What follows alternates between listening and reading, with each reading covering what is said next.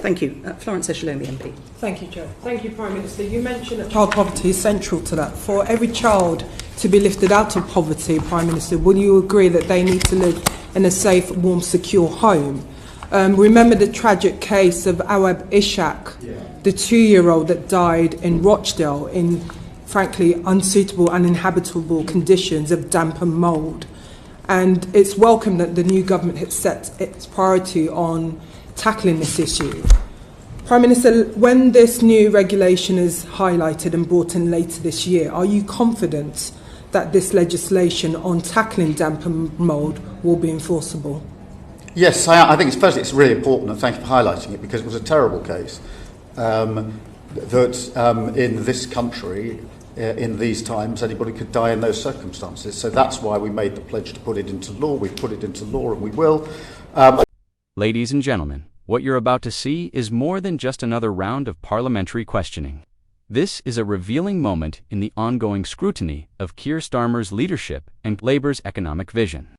Starmer faces questions that cut directly to the heart of fiscal credibility and political accountability. Yet, as you'll notice, his responses are less about precision and more about navigating, at times circling, at times deflecting, rather than providing clear answers. It is in exchanges like these that the strength or weakness of a political argument becomes most visible. For the viewer, it's not just about the facts laid out in the discussion, but about whether the leader under scrutiny can hold a steady line when pressed. Before we take you directly to the footage, a quick reminder: if you value this kind of political analysis and reporting, please consider subscribing. Over 98% of viewers watch without subscribing.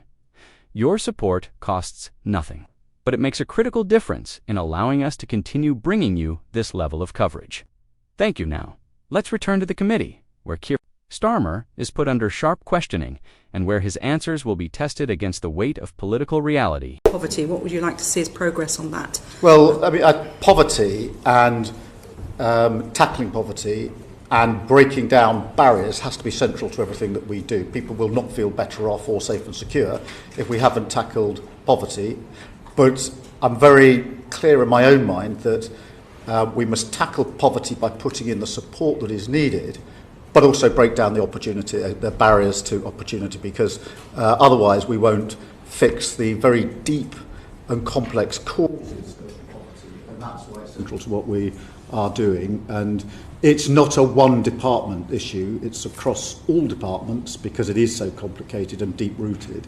But it's got to be more than just support to deal with poverty as it is today, but also to put in place the measures to ensure that people can get out of poverty and stay out of poverty. And that's why, broadly speaking, the strategy we've adopted has 4 limbs to it. The first is to increase income, the money coming into people's pockets, if you like, into their household, to decrease costs to them, to strengthen the local support they have, particularly back into work, but in other ways, and to boost financial resilience. And I'm very proud of the fact that the last Labour government drove down poverty, and I'm determined this government's going to as well. Okay, you talked then about working across departments. You've obviously got the missions that you're working towards. What are you personally doing from the centre in number 10 to make sure that those departments work together? Because sometimes in Whitehall you can pull one lever somewhere and it doesn't have the desired effect. It can actually have a perverse outcome. So how are you going to make sure you're stitching those issues together? Well, the first thing is to make it absolutely clear this matters to me, and matters to number 10 is one of the central things that I want to drive, and that our priorities are the 3 that I set out earlier on. 2, to put in place the cross-departmental working, which is often the most difficult bit, and then to set up the relevant task force. For child poverty, obviously, we've set up a designated task force to look specifically at child poverty, to devise our strategy.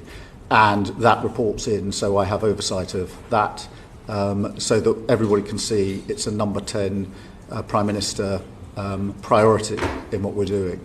And it would be your aim to see child poverty reduced by the end of the Parliament? Oh, yes. Thank you. Yes, as I say, the last Labour government got child poverty down, and I want to get child poverty down.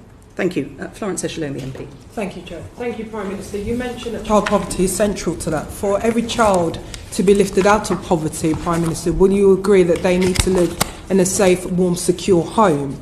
Remember the tragic case of Awab Ishaq, the 2-year-old that died in Rochdale in, frankly, unsuitable, uninhabitable conditions of damp and mould.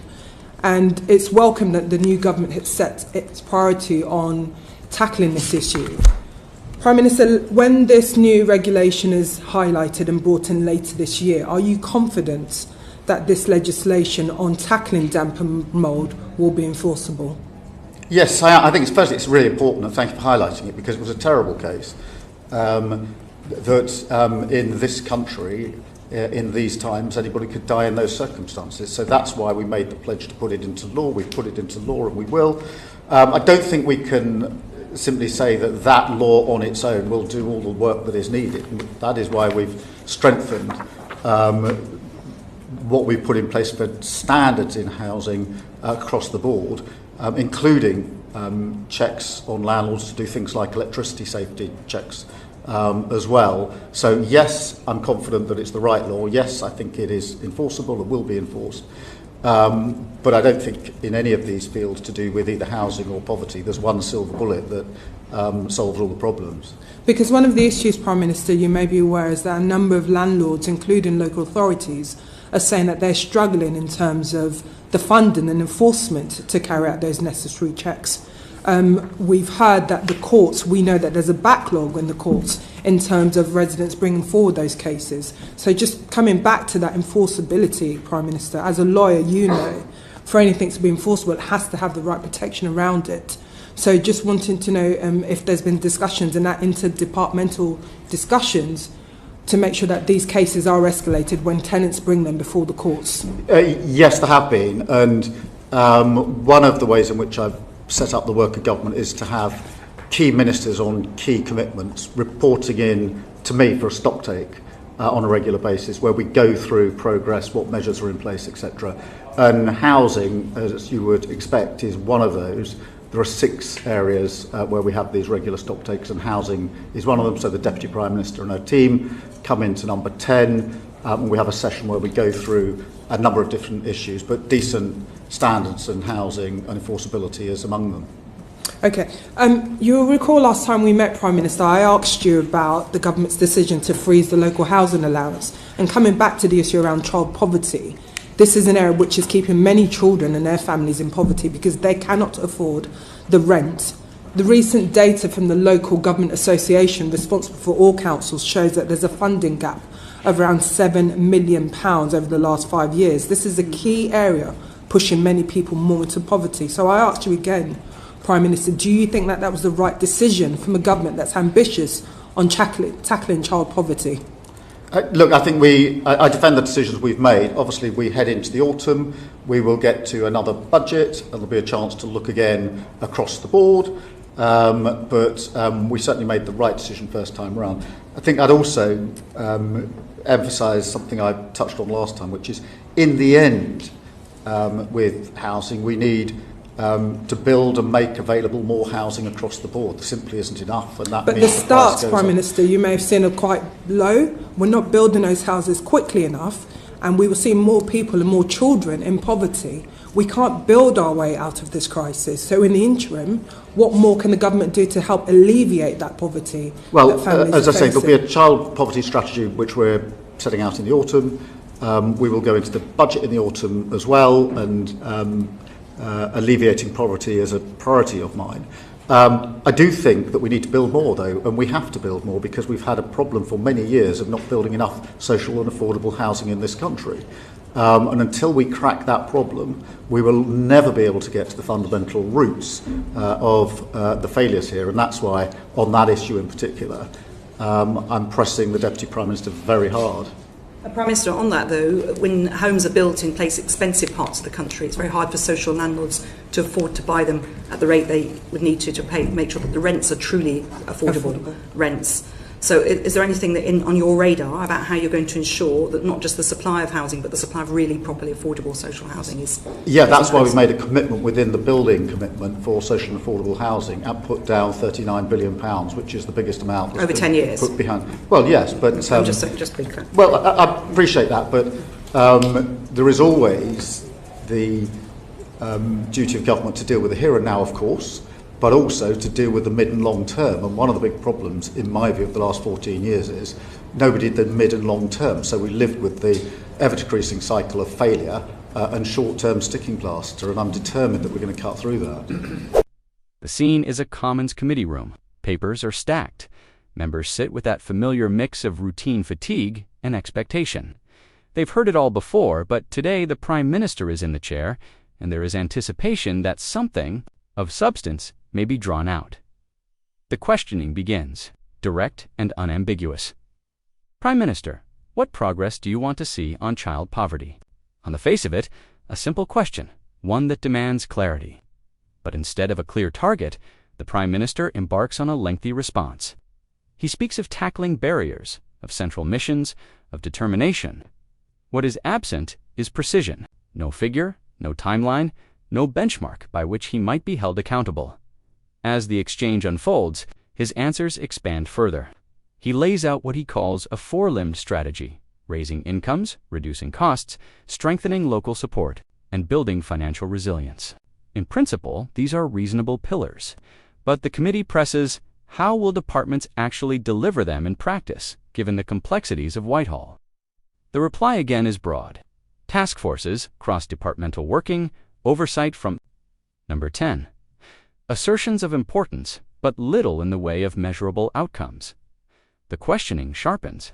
Would it be his aim to see child poverty reduced by the end of this Parliament? This time he answers, yes. Yet immediately the answer is diluted by historical comparisons and wider references. Once again, clarity slips into generality. Then turns to the tragic case of Awab Ishak, the 2-year-old who died as a result of damp and mold in his housing. Here was an opportunity for the Prime Minister to provide reassurance of swift enforcement and decisive action. Instead, the response leaned heavily on legislation already passed, oversight mechanisms, and staccates. It conveyed activity, but not the firm assurance that families and campaigners will have wanted to hear. Housing policy follows. MPs challenged the government's decision to freeze local housing allowance and raise the reality of low. The Prime Minister acknowledges the concerns, but points towards long-term investment. £39 billion committed and the need for sustainable solutions. His message is one of vision, but again, the immediate question, what now, remains, only partially answered. Across the exchanges, the pattern is familiar. The committee poses sharp, practical questions. The Prime Minister replies with breadth rather than depth, with vision rather than specifics. To his supporters, it shows seriousness and refusal to be drawn into easy soundbites. To his critics, it exemplifies a tendency towards vagueness, where political language substitutes for concrete policy. And so, viewers are left with the essential question, were answers given, or were answers simply managed? What emerges is not revelation, but a reminder of the enduring British tradition of political evasion, reframing, circling, expanding without ever landing on the point. For all the seriousness of the issues, poverty, housing, enforcement, the central tension remains. In the search for clarity, Parliament is offered caution, and in the search for accountability, the public is given process. That, ultimately, is the balance struck in this performance of politics. Words in abundance, certainty in short supply.